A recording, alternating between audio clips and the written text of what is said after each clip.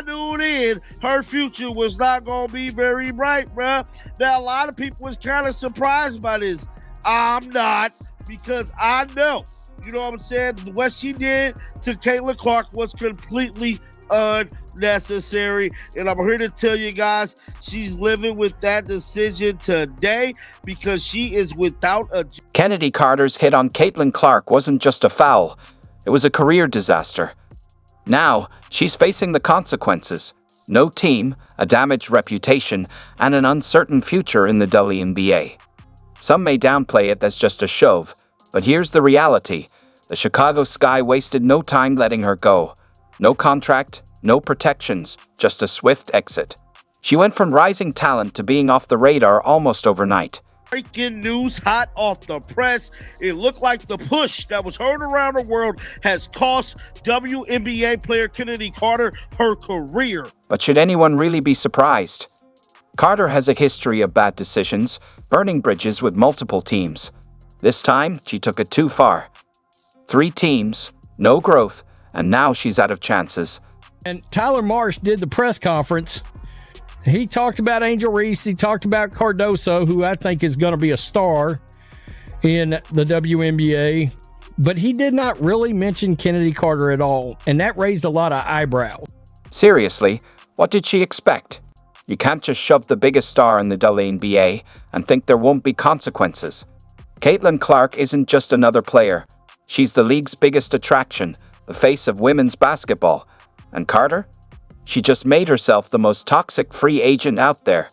Teams aren't lining up, they're running the... When she took it upon herself to put her filthy thug hands on WNBA player Caitlin Clark. That moment was a total disaster for Carter, and we're about to break down exactly what happened. The Chicago Sky versus Indiana Fever game was already intense, emotions were high, and the stakes were clear. Clark was doing what she does best, dominating. Meanwhile, Carter was struggling, and then, out of nowhere, she snapped. For calling someone the B word while literally freaking winding up for a cheap shot. Yeah, that has to be taken into account. And then, after the cheap shot, staring over and saying something before walking away. Like, you can't give... Like, that is 3 separate technical foul cases. She didn't just commit a hard foul. She blatantly shoved Clark while shouting an expletive, sealing her place on every WNBA team's do not sign list. It was a complete meltdown, made even worse by the fact that everyone saw it. The crowd gasped, players on the court were stunned, and one by one, every WNBA coach watching likely scratched Carter's name off their roster. You're jealous. That was a Bush League play, and it needs to be addressed. That was a flagrant foul. That was unnecessary. Flagrant, anything deemed to be unnecessary. I need somebody to explain to me, why was that necessary? The footage from that moment is brutal. You can hear the crowd's shock loud and clear. One scout who was courtside put it bluntly, "I've never seen anything like it. It wasn't just the shove. It was the energy behind it. You could see the frustration boiling over. That's not what we want in this league." And then there's Clark's reaction, which made the moment even more unforgettable. You can literally see the confusion on her face, like she couldn't believe what just happened. Later, Clark admitted, "For a second, I just stood still. I felt the shove and thought, wow, really?" And that's the real problem for Carter. This wasn't just a heated exchange. It became the moment that defined her career. She turned to you a little bit after the Fever I score. answered no Caitlin Clark questions. Did she say anything to you? I don't know what she said. What'd you say to her? I didn't say anything. That's enough. Kennedy on the play before bumping in with Caitlin. As y'all heard there, man, Chennedy Carter let it be known she was not answering any Caitlin Clark questions. And I'm telling you right now, she probably wished she shoulda, because she's without... Calling someone the B word while winding up for a cheap shot? Yeah, that matters. Then, after the shove, she starts up again before walking away, at least 3 separate technical fouls right there. But here's the real issue. Carter wasn't just reckless, she was unapologetic. And that's what sealed her fate. The crowd turned on her instantly, booing louder than they had all night. Everyone in that arena knew exactly what they had just witnessed. And it wasn't just the fans who took notice. WNBA scouts, executives, and decision-makers were in the building. Some of the biggest names in the sport watched this disaster unfold in real time, and their reaction: not good. Chennedy Carter had an incredible season for us last year, but in a statement provided by the Chicago Times, she's extremely talented and is a player that can impact the game at the highest level. In our league, we absolutely appreciate what she did for our team last year. However, we've made changes to our staff and will make changes to our rosters. Those changes impact Kennedy's fit on the team, so we wanted to give her the best opportunity as a free agent. One scout, who's helped sign some of the league's top players, didn't hold back. It's not just the shove, it's the attitude afterward. In this league, we want players who can handle pressure and be role models. Carter showed the exact opposite. That's not someone you want leading your franchise. Let's be real, Carter didn't just push Caitlin Clark, she pushed her own career off a cliff.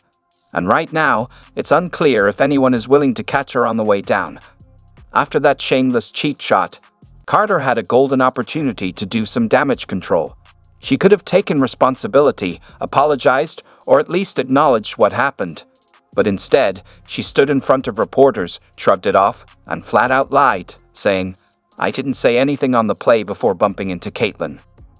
I mean, look, maybe she's part of the culture problem. But that's very interesting. You know, I assumed, I'm not going to lie to you, I assumed the Chicago Sky was going to bring her. Seriously, that's her response? No remorse, no accountability, just denial. Did she think ignoring the problem would make it disappear? Spoiler alert, it didn't. It only got worse. You might be thinking, but she's talented, right? That should count for something, right? Well, guess what?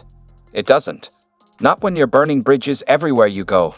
The Chicago Sky made that clear when their general manager made a bombshell statement about Carter's future with the team. And let's just say it wasn't exactly a glowing endorsement.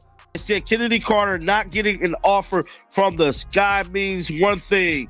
Someone influential in the locker room did not want her on the team. You never let your best offensive player and arguably your best player walk away from nothing unless there are locker room issues. The Sky front office didn't just question Carter's value on the court. They flat out told her she wasn't part of their future. They made it clear that her fit with the team mattered more than her stats, which, let's be honest, is code for she's a locker room nightmare. But wait, it gets even juicier. Remember Carter's supposed ally, Angel Reese, the one who was supposed to have her back?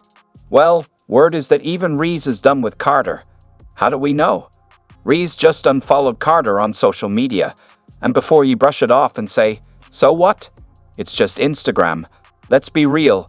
In today's world, that's basically the digital equivalent of slamming the door in someone's face. It's like a flashing neon sign saying, locker room drama ahead. She can score. She can score with the lights out. I mean, she can. She's pure offense, a pure shooting guard, scoring guard, instant offense. But if you're a team, do you really want her on the team? I wouldn't. And it's not just Reese. Sources within the Sky organization are saying multiple teammates are fed up with Carter, with some even pushing for her to be gone before next season. Can you imagine? 1 minute, you're supposed to be a franchise star, and the next, your own teammates don't even want you around. Then comes the real gut punch. The Chicago Sky didn't just bench Carter. They flat out refused to offer her a qualifying contract. Let that sink in. And everybody talk about other NBA, WNBA players not being appreciated. Nobody insulted them. Nobody dismissed their contribution. We were simply saying, despite the contributions for years and years and years, a lot of people didn't care. Fair or not, until Caitlin Clark came along. In the WNBA, it's rare for teams to let their leading scorers walk away for nothing. It's practically unheard of. But with Carter, the Sky straight up said, "We'd rather have no one than have you." That's brutal. Whereas no team wants the cancer in the locker room. Okay, so that raises a great question. Is anybody going to want her? Maybe that's the best question. I mean, certainly there's real attitude issues. And here's where it gets really wild.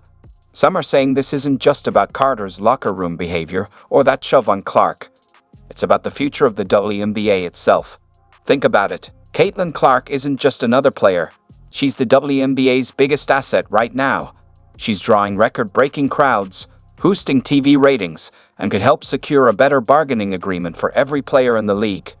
What Annie Cristobal stated as well, no qualifying offer sent out to Chennedy Carter means she will be a free agent to test the market as an unrestricted free agent beginning tomorrow.